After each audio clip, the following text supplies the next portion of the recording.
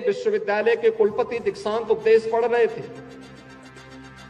कि भारत के उपनिषद के तैत्तिरीय उपनिषद के मैं विस्तार से इस बारे में भारत के एक स्नातक के लिए क्या कुछ होना चाहिए जीवन में अच्छा बनने के लिए, उसका जीवन लोक के लिए, राष्ट्र के लिए समर्पित भाव के साथ कार्य करने वाला होना चाहिए।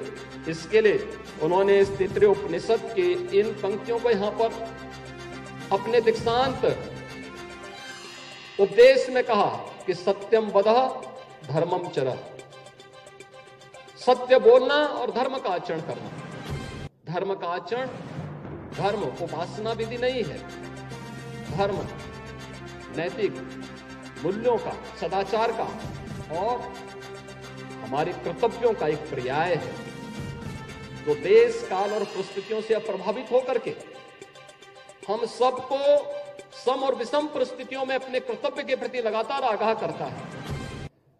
अपने कर्तव्यों के प्रति सजग होकर के कार्य करना, यही हमारा धर्म है।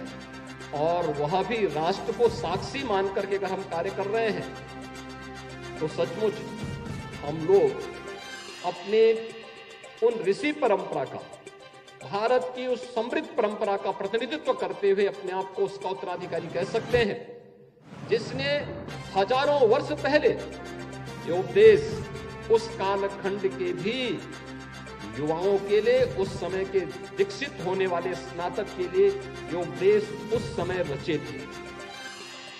और आज भी हम तैत्तिरीय उपनिषद को दीक्षांत समारोह का साक्षी मान करके उसके अनुरूप अपने कार्यक्रमों को आगे बढ़ाते हैं। प्राचीन गुरुकुल की परंपरा में दीक्षांत समारोह एक समावर्तन समारोह के रूप में होता था। उस समय यह मान्यता थी कि जो भी यहां से स्नातक निकलेगा वह इतना परिपक्व होगा कि सारी परीक्षाओं को पास करके अपने भावी जीवन को आगे बढ़ाएगा।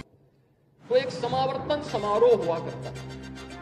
ये परीक्षा के पूर्व होता था, क्योंकि परीक्षा का मतलब अब तो उसको पास होना ही है, अपने भावी जीवन के राह पर आगे बढ़ना है।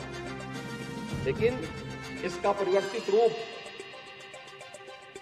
आधुनिक काल में दीक्षांत समारोह के रूप में, कॉन्वोकेशन के रूप में हम सबके सामने आया है कि पास होने के बाद एक विशेष समारोह में डिग्री अवार्ड की जाए।